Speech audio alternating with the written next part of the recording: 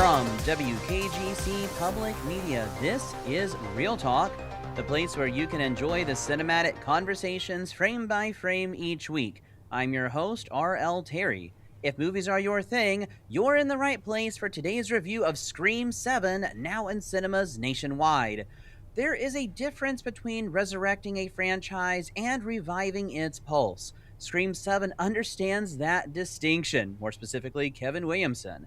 This latest installment does not attempt to eclipse the peerless 1996 original, consequently celebrating 30 years this year, nor does it double down on the tonal divergence introduced in entries 5 and 6. Instead, it recalibrates. It restores the whodunit spine, it recenters Sidney Prescott, Gale Weathers, and a classically derived Ghostface. It reasserts consequence in a franchise that had begun flirting with narrative immunity. In my review on Scream 7, I feel that it aligns more with Scream 2 to 4 with the reboot than with the reboot era entries. If Scream 4 ushered the franchise into the digital age, interrogating celebrity culture, victimhood as currency, and the corrosive influence of social media, then Scream 7 feels like a cultural correction. It gestures back towards authenticity, toward analog suspense, toward a slasher that trusts structure over spectacle. But this movie does have plenty of spectacle, folks. And yet, the film's release has not been judged solely on its craftsmanship. Now, we'd be naive not to touch on that subject, which is going around on social media. The production circumstances surround Melissa Barrera's departure and how it shaped both the creative reset and the critical climate. But separating controversy from craft is essential if we are to evaluate the film honestly. So joining me today is returning guest and friend of the show, Fandom Wire editor, film critic Sean Boelman. Sean is also a member of the Critics' Choice Association and the Critics Association of Central Florida, of which I too am a member. Welcome back to the show, Sean.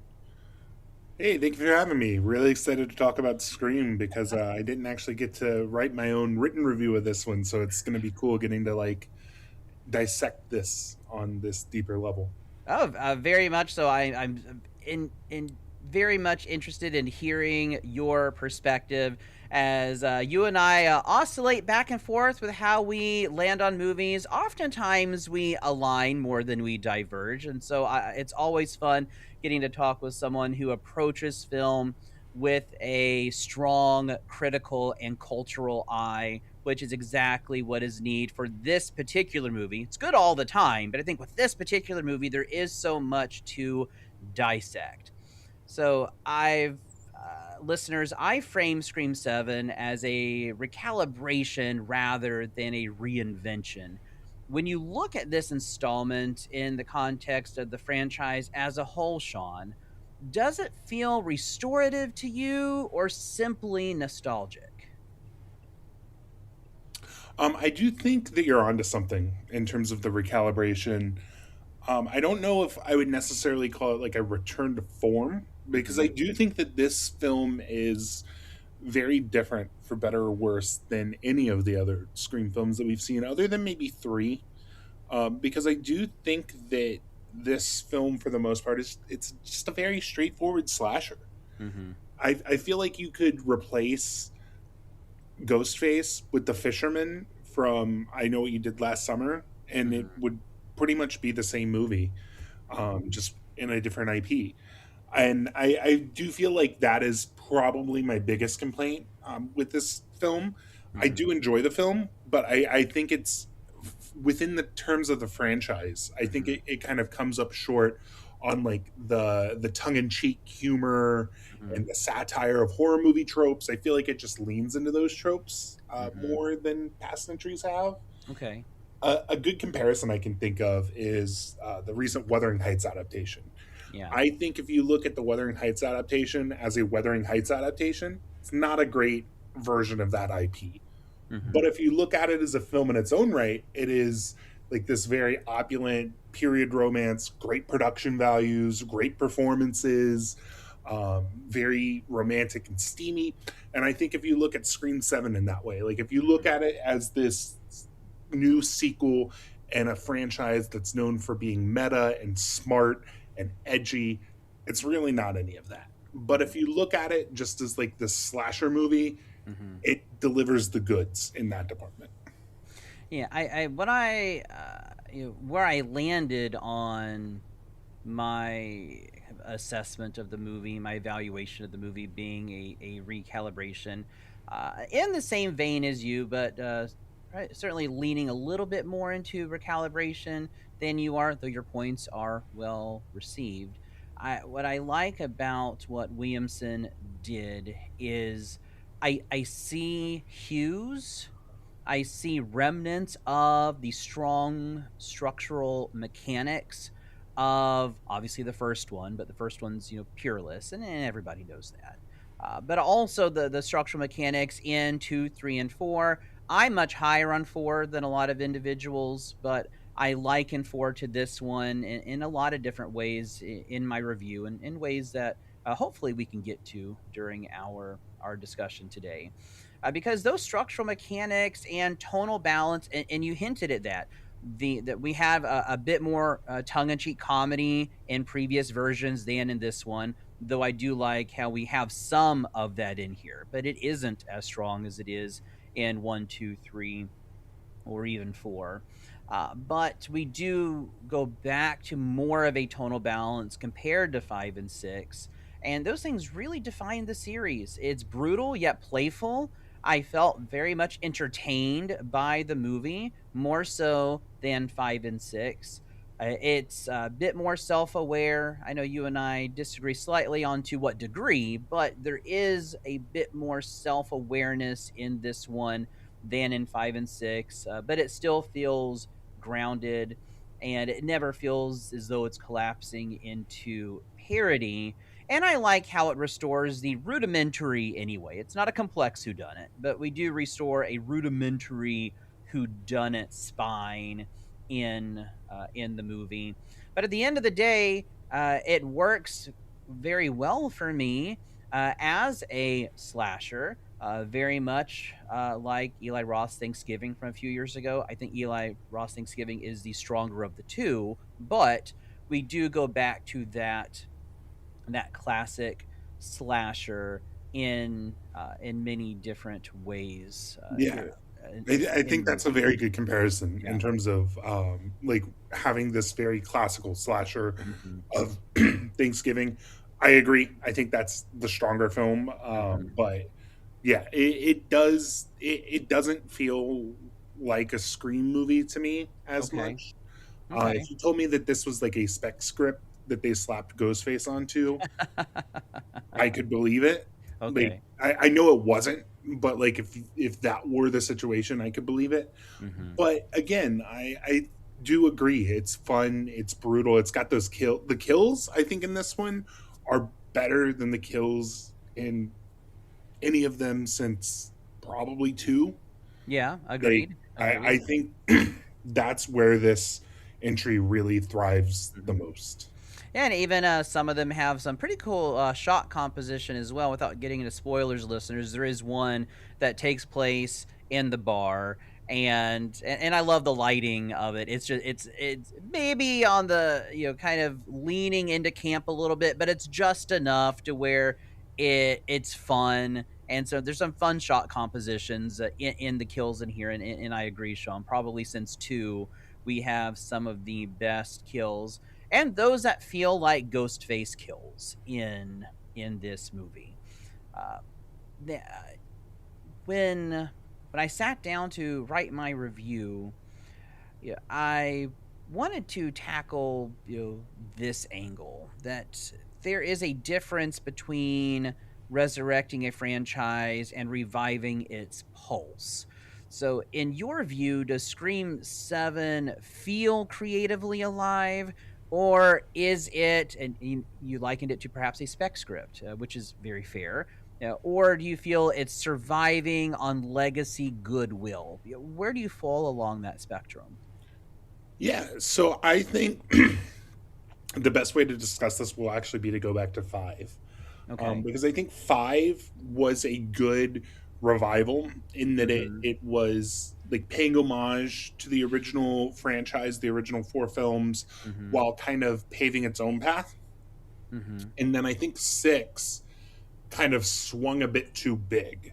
Okay. It was trying to be different, and it claimed to be different. It's like, we're going to be different. We're going to have Ghostface in New York. We're going to have Ghostface with a shotgun.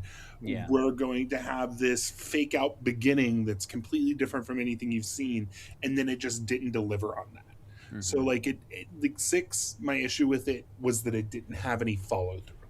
I Mm. like the idea of the films being different because I do think the original 4 films each have their own distinct identity, even though they are part of this franchise that's under the same creative vision. They Mm-hmm. each do have their own distinctive flavor, if you will. And I think that the idea of trying to do that with 6 was good, Mm-hmm. just didn't deliver. I think that 7 is not necessarily nostalgia bait in the Mm-hmm. way that something like maybe like Top Gun Maverick was, which, Mm-hmm. don't get me wrong, I think Top Gun Maverick is one of the best blockbusters of the decade so far. I think it's a great film, but I don't think that this one's necessarily nostalgia bait, Mm-hmm. but I do think it's kind of not really trying to pave its own identity in the way that all of the other films have at least attempted to do, even if they don't work. Mm-hmm. I think it's very much playing it safe, Mm-hmm. and safe isn't necessarily a bad thing. I do think it Yeah. is enjoyable. I think that after the big swing that didn't quite work in 6, Mm-hmm. playing it a bit safer might not have been a bad idea. But I would have liked to see it lean into something a little different. And I think there's an attempt at doing something different, and I don't want to discuss it because of spoilers. Right. But the part that is confirmed is that it is the return of Matthew Lillard. Mm-hmm. The way in which they bring that character back Mm-hmm. is an attempt to do something different, Yes. but it's not like the overall attempt to give it like a No. different identity. It's just like one plot element. Mm-hmm. And I think that it needed more of an overall identity Yeah. difference. Yeah, it was a solid attempt. I get what they were trying to do, and I would certainly not characterize it as sloppy or thoughtless. The thought is there. It could be because of rushed rewrites. It did not have the time to breathe or be fleshed out as well as perhaps Williamson and Busick really wanted to do. Because I can see what they're trying to do. At the end of the day, got to look at the film that we were delivered, and it is falling a little short of what they wanted. But listeners, I would by no means characterize it as sloppy or clunky. So there is thought there's thought behind it.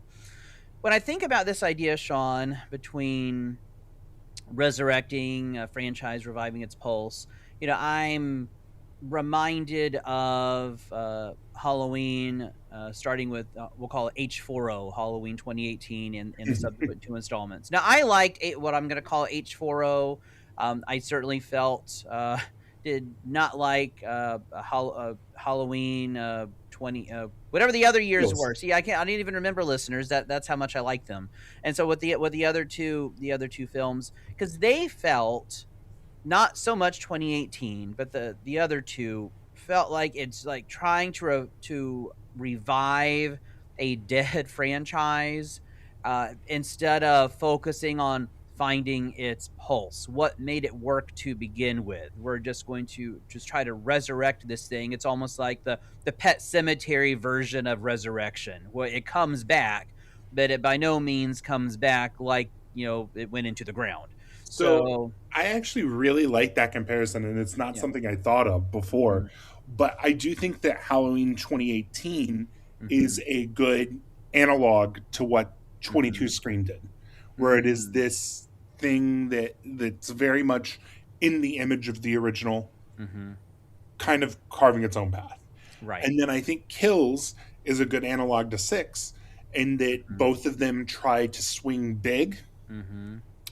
and don't really work out. They don't really Yeah. follow through in their big swing and do it.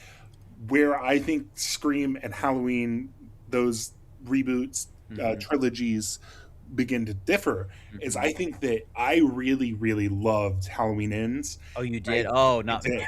Not And me. I, I think I think the reason that worked for me Yeah.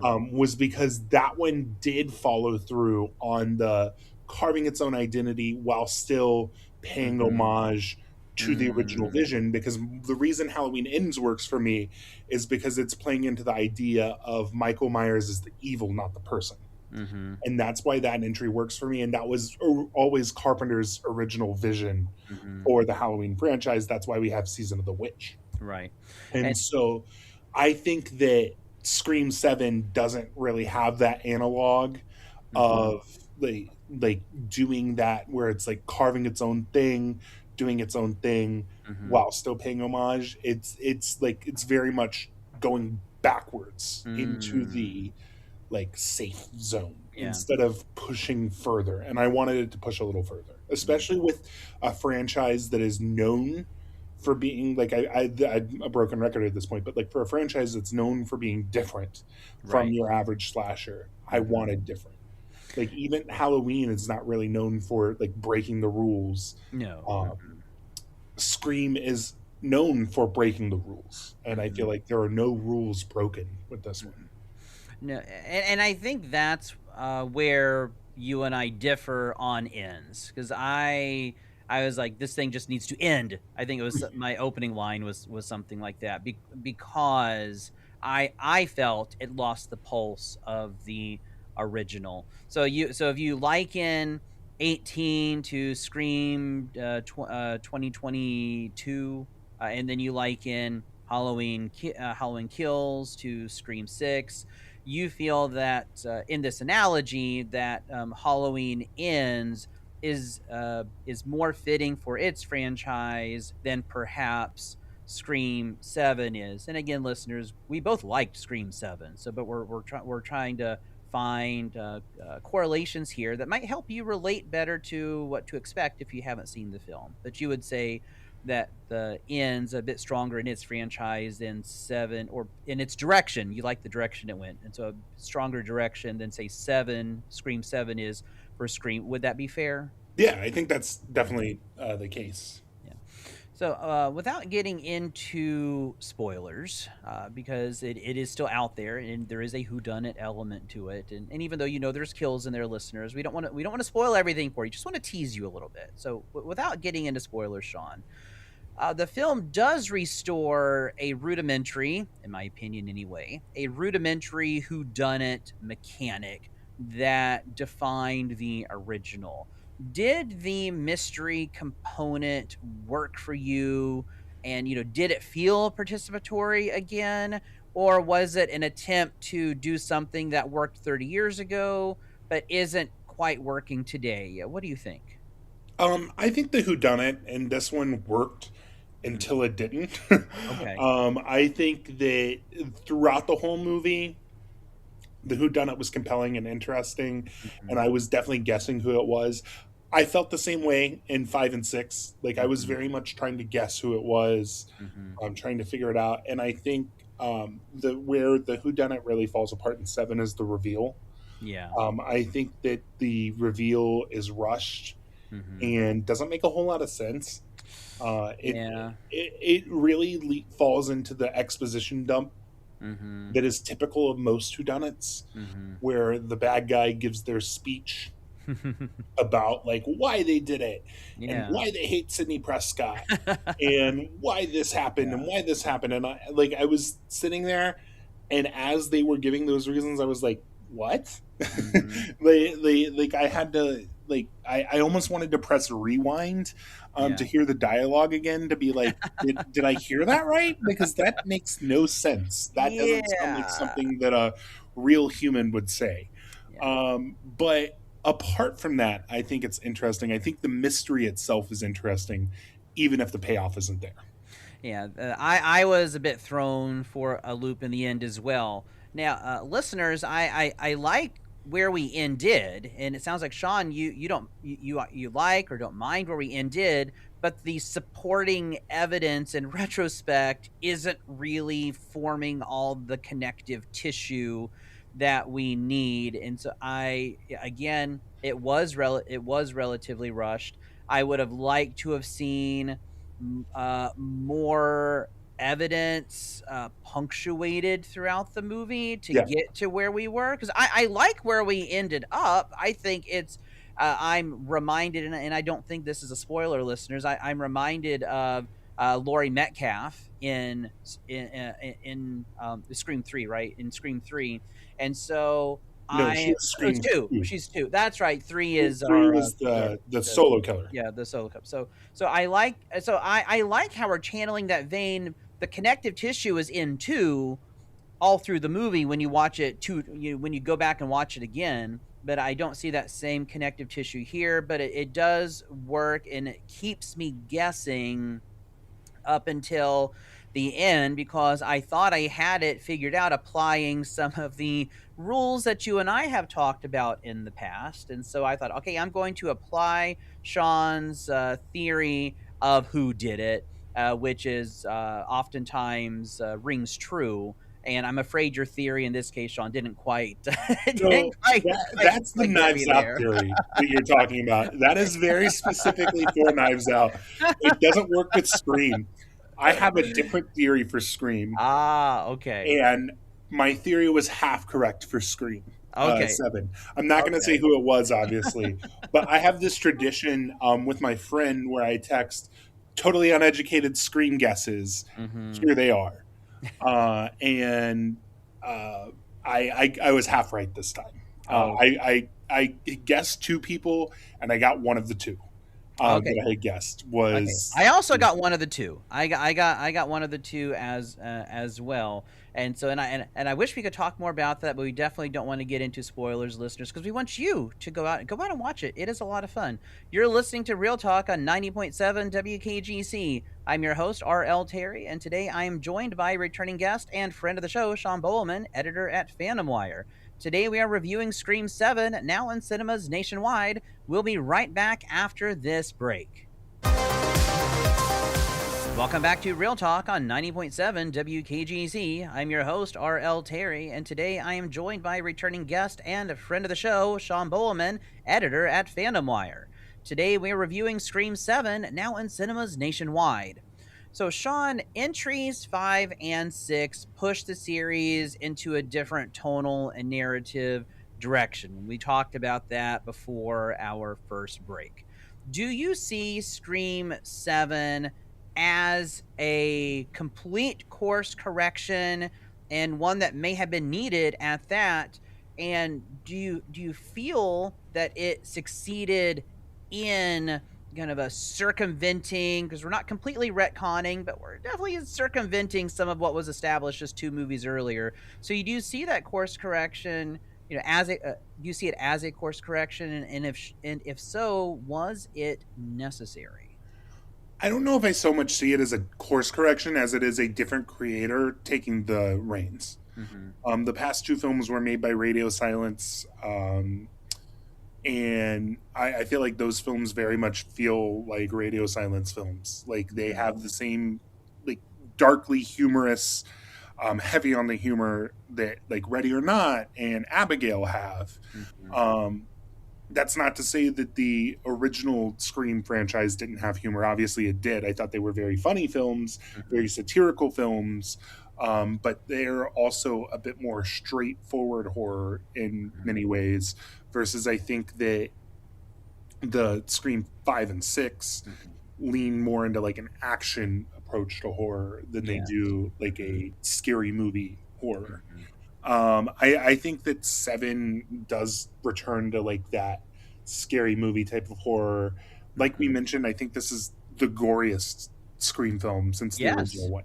Yeah. Agreed. Because obviously the original one was so gory that it notoriously almost got an NC-17 rating. Mm-hmm. And I think that this one, obviously, it's not as gruesome as the original because a lot of the effects here are like CGI accented, Yeah. and so like you can tell it's not real, but it's still like it's brutal. There's one kill in particular that obviously we're not going to talk about because Mm-hmm. it's a spoiler, but the first, well, not the first kill, the first kill after the cold open, I think is the one, you know which one I'm talking Are about. you referring to the kill which I will kind of code a highly theatrical kill? Is Yes, that okay? that one Yeah. is crazy. Yes, it Like is. that one, I was like caught off guard by Uh-huh. how far that one went, in a Yes. good way. Hmm. I was very happy to see that one. And it With some, reminds me of, and I'm going to dance around this, but it reminds me of a big moment from the original Scream. And so yes, I can't help but like, okay, Kevin, I see what you've done there. That is a fantastic way to pay homage to a memorable moment from the original yes, without it feeling like nostalgia vomit, as I I often agree. refer how I I often refer to it. I agree, and it feels weird saying that I'm excited to see these gruesome kills. Well, yes. But you know what I mean. Yes, I do. Like that felt like, I've been talking about how like this one didn't really feel fresh. There are a Hmm. few elements of it that felt fresh, and I think the kills were one of the real things that felt fresh and had that sense of humor, that sense of tongue in cheek humor. Hmm. There are some kills in this that had me laughing, Yes. because they were kind of funny in that like twisted, demented way. Hmm. And I did like that about this movie, that it could have fun with itself, even if it wasn't poking fun at itself, as I like the Scream franchise to do. Exactly. Agree with you on our kills there, particularly your points about the one that we definitely do not want to spoil, because it is one of the most shocking moments in the movie. Uh, when I'm looking at it as, I think I lean more into it being a bit more of a course correction than you do, and where I get that is if I go back to the original Scream, Wes Craven and Kevin Williamson, they fused satire and sincerity, humor with horror. I mean, brilliantly. Which is why that film remains peerless. And I feel that first film functioned simultaneously as a genre critique, but you still have that tense, mystery surrounding it. And so, what I like about Scream 7 and how I think it's finding its way back to that path. You will never intersect it, but perhaps we could run, parallel to it to some degree. That Scream 7 understood its lineage much better than 5 or 6. Definitely 6. 5, there are some moments that, as much as I didn't love the movie, but there were moments that I liked about it. But it understood that lineage, and it didn't try to reinvent the formula. It reasserts it, which gets back to something you mentioned earlier, playing it safe. That it does go back to that tried and true formula instead of reasserting a different idea. And I think if we're just comparing, like 5 and 6 with 7, I feel that it definitely needed some correction if it's going to survive. Or who knows? Maybe we only get one or two more movies. Maybe we get no more movies. We don't know. But I if don't it's think we're yeah, gonna get no more movies, okay. with the reports being that this is going to break the box office Oh, record so this for is the gonna be one of franchise. those where it's Rotten Tomatoes is a 25%, but boy oh boy, the audience sure loved it. It's, I mean, this episode's going to air Monday, and they'll know the final total when the episode airs. But Yes, yes. So it's yeah, we are looking pre-recording this episode almost first. guaranteed Yeah, at this time of recording that it's going to beat the record of yeah. the franchise. So Yeah, yeah, it'll be interesting to take a look at those box office stats. I mentioned Gale, Ghostface, and Sidney earlier in the movie is sort of a earlier in discussions of how it's this kind of franchise's holy trinity. So when the and that is something, Sydney isn't in. Uh, well, I mean, she is in 5, but I mean, there's not much. There's not much of Sydney. She's not in there in any. You could have removed Sydney from 5, and it still plays. She's completely absent. from 6, which is a funny nod. Listeners, when you go out to watch the movie, you'll get the new Scary Movie trailer, and that is a joke in the trailer. It's like, that's the one that she wasn't in. So, but we get them all back here. Sidney, Gale, Ghostface, the Trinity. And when those pillars are foregrounded, I feel the series regains a sense of coherence. Do you agree that this installment focuses on the emotional architecture of the original Scream, and we can even include 2, 3, and 4 in that? Sort of, in a Okay. way. In other ways, no. Okay. Let's start with the no first. I think that the way that this film handles Gale is not very good, Mm. and I don't know if that's scheduling conflicts for Courtney Cox, Hmm. or that they couldn't afford to pay both Campbell and Cox to Hmm. come back for like full roles. Hmm. Not implying anything or anything like that. I just think that it feels to me like Courtney Cox didn't have very many shoot days on set. Hmm. And that does lead me down a little bit. I think there's one scene between Sydney and Gale that's excellent, Hmm. and it kind of does talk about how this is what they've been building towards, Yeah. and I think that that's really excellent. But I was mostly let down by Gale's storyline. Yeah, the scene to which you are referring, I agree with you. Really good scene between the two, and one that we, in a sense, have been waiting for 30 years. Yeah, And I like that we get that moment.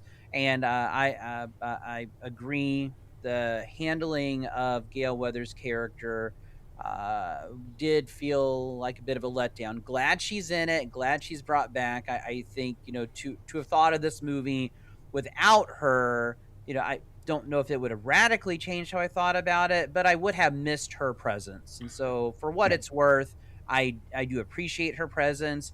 And listeners, when she is introduced to the movie, I'll just tell you right now, it is really cheesy, but you'll have a lot of fun with it. So just go with it. Just appreciate it for what it is. But so much of the kind of original iteration of these movies really rests on these three characters, Sydney, Gale, and Ghostface. And I like that we have them all in here. Wish, again, Gale had been handled a little bit differently, a little bit more thoughtfully. But I'm glad we have them in here, because that's in part why I think it does work as well as it does, even though the screenwriting may have weak areas, which you and I have talked about. yeah. But I And will say the thing that really made this movie stand out to me mhm, is Campbell. I think her performance in this mhm. is brilliant. That's Like, it's very one of good. the best horror performances I've seen in a long time. Mhm. Like, she is so much better than the script. Yeah. There's a like, nuance to her performance. She feels weathered. We have borrowing from Gale's last name. Sydney feels weathered. She feels she feels real. Like, she's yeah, not a caricature. She's not a fiction. She was like, you could have put her on, like, you could have put this on Investigation Discovery, and I would have bought it as a real person, because yeah, she has all of those dimensions, and it never devolves into camp. It never feels melodramatic. There's this authenticity behind a performance that we haven't seen in the rest of it as much as, yeah, I think by and large Scream's a pretty strong franchise from start to finish. And so, but I think this is, I agree with you, Sean, this is Nev Campbell's best performance in the Scream franchise, and probably could be among, or if not the best performance, for her, regardless of what film or television show she's yeah. been in. And I don't know if the actress who played her daughter was just bad, or if it was Yeah. just that Campbell was so good that she was putting the other actress to shame. But I Yeah. did not like the daughter at all. I think the daughter's a No. poorly written character. I think the whole storyline involving the daughter is not Hmm. good. Yeah. But like, Campbell does such a great job in this Yes, movie she that does. I You was feel for her when she is when the stakes are high and she is racing to rise to that moment, she feels pain because Yeah. she does not arrive how she had hoped she would, and she feels the pain, and the audience feels her pain as well, particularly if you are a parent. Yeah, I think that she is the quote special sauce Yes. for this movie. Like, I think I mean, obviously the movie would look very different without Sydney in it. Yeah. If the original part where they weren't going to pay her enough had come Yeah. true, Mm-hmm. um, then we'd have a very different movie. Yeah. But I think that this like iteration works because of Campbell. Mm-hmm. Like, I think that is what elevates this movie from meh to solid. Yeah, agreed. I mentioned Scream 4 several times over the course of our discussion, and this is really where I want to dive into that one, because I also like how it has both its fans and its detractors, and I think opinions of it have shifted over time. But for many, they don't like it. I'm of the camp that, gosh, I really like it. It's my second. It's the number one is obviously my favorite in the franchise, and I put number 4 right after it. So I want to talk about it here for something that I think spiritually 4 and 7 share in common. So in my review, Sean, I argued that Scream 4 was a bridge from analog horror into the digital age. And listeners, remember, it came out in 2011. So this idea of self-made celebrity, viral notoriety, social media pathology, and so on.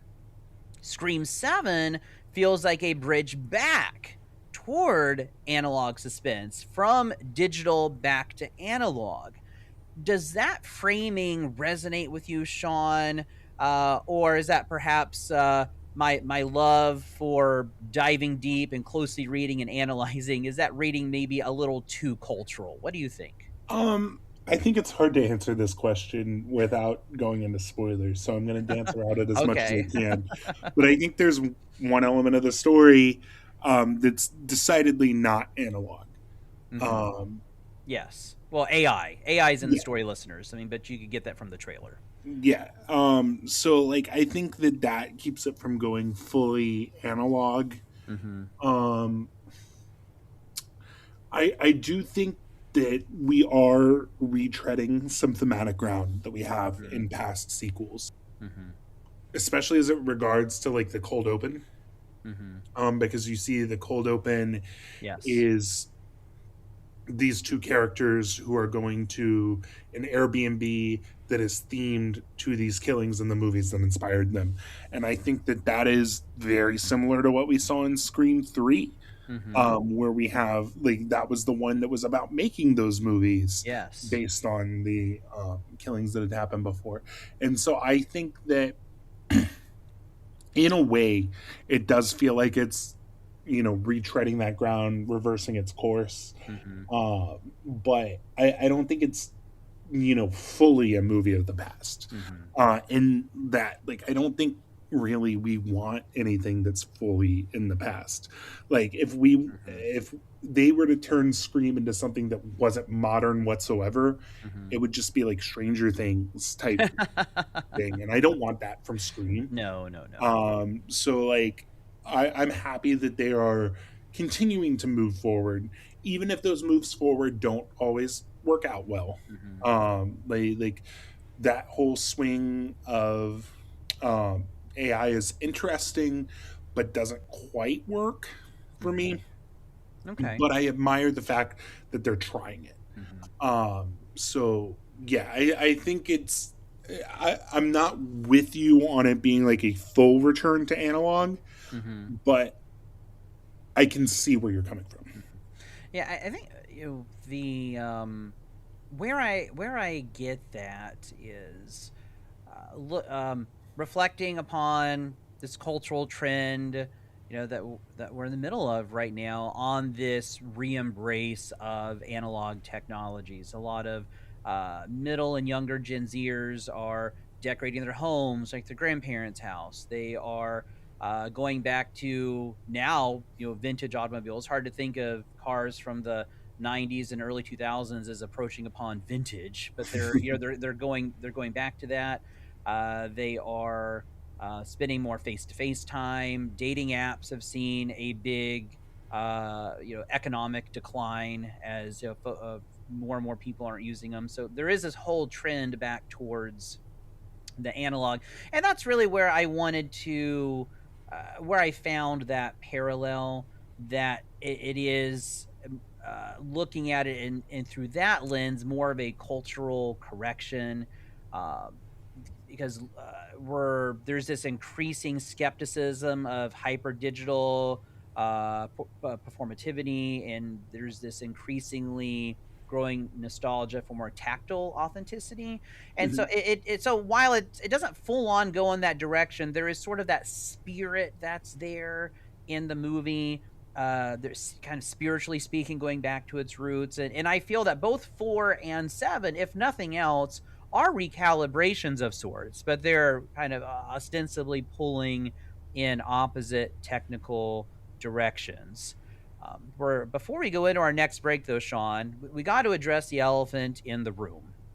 And so it'd be naive of us to ignore the circumstances surrounding this film's development. But what concerns me, and I know it does you as well, and so as listeners, I guess what concerns us, what concerns us is more than the controversy itself, but it's the critical climate surrounding this film's release, starting with the comments that were coming out on Tuesday and Wednesday and even on Thursday of the week of the release. Do you think the Rotten Tomatoes score, which as we record this episode I think it's dipped down to 38, I believe. So do you think the Rotten Tomatoes score reflects the film's craftsmanship or something else entirely? I think it's a little bit of both. I do think that without controversy, like if there were no controversy with this, like let's say that Melissa Barrera had just left because her contract was up and she had scheduled conflicts, then it would still have a rotten score on Rotten Tomatoes. I think a lot of people don't like traditional horror as much as you or I. I think a lot of the reason the Scream franchise was initially so successful was that it was different. A lot of people don't like the Halloween sequels as much as you or I do, for example. Yeah. Not to say that all the Halloween sequels are good. There are a lot of them that are bad, but like even the ones that were like, yeah, these are solid slashers. A lot of people are like, no. So I do think that it would be negative either way because of its nature as just a very traditional slasher movie. Okay. But I definitely think that it was pulled down a little bit more by that quote review bombing of people, deflating their reviews based on their political statements. I will say there are a lot of valid reasons to connect the politics with the quality of the film. We were talking about this. I read one writer who had said that because of the politics of the film, they had to enter production a lot quicker than they thought they were going to. The script was rewritten very quickly and felt very rushed. And I think that that's a very valid complaint. Yeah. So I think that, it is not the series' finest hour by any means. Yeah. I do think that this is probably my least favorite in the franchise, tied with 6, because I think that 6 and this have opposite issues. I think 6 swung too big and failed. This one didn't swing big enough. And for that, I think that they're both all right. Like they are like the 6 out of 10, passable, enjoyable, but not the series' finest hour. And I think that that's where the reception would have fallen in general. Yeah. I think when I seen the comments on social media, and even some of some of what you and I have, were discussing before we sat down to do the show today, that I feel that history, perhaps a bit more strongly than you, is impacting whether or not we're giving it a thumbs down or thumbs up. And listeners, that's pretty much what Rotten Tomatoes is. It's a thumbs up, thumbs down. It's not a sliding scale like a Letterboxd or an IMDb score, Metacritic. It's like, go see the movie, don't go see the movie. So it's a very, very rigid binary. But I do think that the controversy has played a bit more into that than perhaps you feel. And what upsets me about it most is, come on, guys, we should be evaluating the movie itself. We should be evaluating its narrative mechanics, tonal discipline, and just its overall franchise coherence. And I think from that, Scream 7's far from a failure. Now, do I think it was going to wind up with an 80 or 90% on Rotten Tomatoes? No. That too would be naive and presumptuous. So no, because I feel that it is focused, it is structurally sound, and it's far more aligned with the franchise's DNA than those previous two movies. But to your point, I agree with you, Sean. There is fewer and fewer people like traditional horror, like genre horror, like genre slashers. And I can't ignore that also plays into it. But it's saddening to me that we can't separate what was going on behind the scenes, not even behind the scenes of the movie, just in connection with the movie, from the movie itself. Because I think if it were, I think it would probably have wound up around somewhere between 50 and 60. That's my guess. If we were to remove that, that's where we would have. I think that's a good estimate as to where it would have fallen. Mm-hmm. And on that note, I think that I admit that I have biases as a person and film critic as well.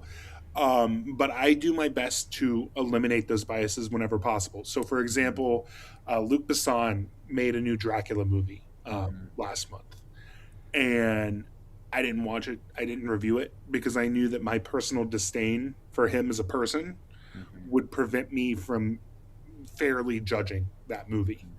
And I know, for what it's worth, there are a lot of critics who are just like, I'm boycotting Scream 7. I'm not going to watch it. I'm not going to talk about it. And I think that's completely valid. If you think that you are not going to be able to enjoy or fairly evaluate this film because of what happened behind the scenes, by all means, don't watch it. You don't have to. Like, I fully support not watching this film if you feel like you want to not watch this film. Yes, but if you're not watching the movie, please do not give it a thumbs down because you haven't seen the movie. And I would urge those that are actively reviewing, whether you're a working critic or you're just a fan, in Letterboxd, is a great place to talk about, your opinions on movies, regardless if you're doing this for a living or not. But I would urge those to try to look at the film itself. Because in all reality, we're never truly objective with just about anything. There's always something influencing us. But I would hope that more, who want to truly review it, do truly sit down and review the movie itself. Well, listeners, we're going to take one more break. We're going to come back and begin to land the plane of this review. You are listening to Real Talk on 90.7 WKGC. I'm your host, R.L. Terry, and today I am joined by returning guest and friend of the show, Sean Boelman, editor at Phantom Wire. Today we are reviewing Scream 7, now in cinemas nationwide. We'll be right back after this break. Welcome back to Real Talk on 90.7 WKGC. I'm your host, R.L. Terry, and today I am joined by returning guest and friend of the show, Sean Boelman, editor at Phantom Wire. Today we're reviewing Scream 7, now in cinemas nationwide. So, Sean, the slasher no longer king of the cinema as it was in the late 70s through early 2000s, yet it refuses to die. Why is that, in your opinion? And then if I could add on to that, looking at Scream 7 as a more classic slasher, where do you see this franchise going moving forward? Well, for your first question, why does it refuse to die? I think Hmm. the answer is pretty simple, and it's that they're still successful and cheap to make. Yeah. I think the budget for Scream 7 was something like $45 million or something like that, which Hmm. is high for a horror movie for sure. Hmm. Like there are a lot of horror movies that are made for less than 10 million. There are a lot of horror movies that are made for less than 1 million that are great. Hmm. But like 45 million for a franchise film Hmm. is pretty low. Like Yeah. generally speaking, to have this IP that you can crank out new ones for 45 million, Yeah. especially when it's making like 60 million on its opening weekend, Hmm. that's why that franchise is not going to die, why this genre is not going to die, because you can do it freely. And the other thing is, I feel like it's easy to make this genre distinct in itself just by adding in a new killer. Yeah. Yeah. A Eli Ghostface. Roth did it in Thanksgiving. We Yeah. mentioned Thanksgiving earlier. And listeners, if you haven't seen Thanksgiving and you like slashers, please go watch it. It is a great movie. It's a great slasher. So or hold on to it. Remember what I said and pull it out on Thanksgiving. You will thank us. Yeah, but like if you add in a new killer with a different Mhm. costume Yeah. and a different MO for killing people, Hmm. it's a different movie. Like Yeah. it follows the same formula, sure, but Hmm. it's like we have all of these iconic slasher villains Hmm. that have lasted through the year, and we have new ones coming out. Like you said, Yeah. Thanksgiving Yeah. is like John Carver. Hmm. There are people who go to conventions to meet the actor who played John Carver. There are people who go to Hmm. conventions dressed as John Carver. There's another one called In a Violent Nature, that Hmm. was like a kind of experimental slasher, in that it switched the perspective. Instead of being from the perspective of the victim, it was from the Hmm. perspective of the killer. And Hmm. that killer, and that franchise had a panel at San Diego Comic Con last year. Hmm. So like I think that this the cultural impact, the cultural legacy of the slasher, Hmm. will remain because of those two reasons. Because it's cheap to make them and Hmm. profitable, Hmm. and because it's if you have a good killer, you have a Hmm. good movie. Yeah, you do. It is. You mentioned the formula. It has a formula. One of my arguments why Star Trek doesn't work when you diverge from the formula is that Star Trek has a formula. Stick to the formula, Star Trek works. Try to reinvent the formula, Star Trek doesn't work. Stick to the formula, the slasher works. If you're going veering way off course to try to be new and different and subvert this, that, and the other, well, you destroy the formula, and therefore it has a harder time working. And at the end of the day, a great killer, great movie, great merchandise opportunities, and done properly, highly entertaining. And you still get that whole escapism feel when you go to the movie, where you can laugh and scream within the same breath. And I think that's just in small part how and why they work. Lastly, before we close out the show, where does Scream go from here? I hope that Scream from here will not necessarily take a prolonged pause, but Hmm. will take more time to think out its next step. Because I do agree with the arguments that a lot of people have made that this script did feel rushed and a little cobbled together. I do think there's like a clear arc, there's a clear structure, everything like that. But there are a bunch of areas on this that I was watching and I'm like, oh, that could have used a rewrite. Hmm. And I would love to see them not try to cash in on that, because you look at Scream 1 and 2, and the gap between Scream 1 and 2 I think was less than a year. Hmm. And it still worked. Like Scream 2 I think is my second favorite of the franchise behind 1. I would go 1 2 4. So I think that, that doesn't mean that a short gap doesn't do it, but it's clear that between 1 and 2 they had this clear vision of where they were going. Between 5 and 6, they had an idea of a vision, and that was also a 1 year gap. They had an idea of a vision, didn't quite congeal. Between 6 and 7, they had to pivot. And I would like to see something where they like realign under a clear vision. They figure out what they're going to do with these characters in the long term.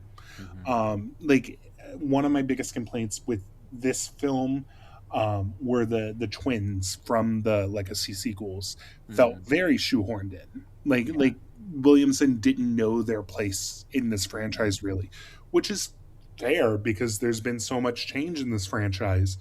But like I think there needs to be like this realignment of what is the direction that we're going, and they need to figure out, you know, this is the long-term vision for Sidney, Gale, twins. If they bring back any of the other characters from the Legacy franchise, if they're inserting any new characters who are going to be long-term, like I'm assuming that Sidney's daughter is probably going to be a new long-term character.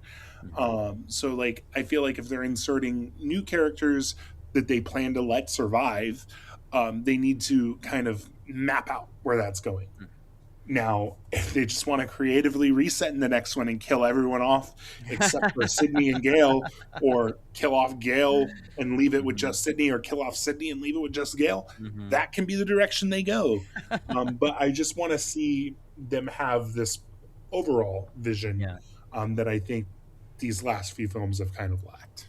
Okay, so we have a clear attempt and even beginning of a recalibration. So if they're going to recalibrate, they need to fully lean into it and put the thought behind it, take the time to truly flesh out the characters within the world that they are now creating. Well, Sean, this has been a fantastic conversation over Scream 7. Thank you so much for joining us once again on Real Talk. And in case listeners want to follow your reviews and connect with you in the digital sphere, how can they find you? Yeah, so my reviews are on fandomwire.com. You can find my normal writing there. And then on social media, you can find me at Big Tune on Film on Letterboxd, Instagram, and X. Excellent. And listeners, if you missed any of today's episode or to listen to past episodes of Real Talk or other shows on WKGC, we are on a podcatcher near you. Just search for WKGC Public Media on your podcast service of choice. Stay tuned for Jazz in a Minor Key with Walter Hale coming up next. Thanks to all of you for listening. I hope you'll tune in again next week, same time, same place, for more Real Talk on 90.7 WKGC.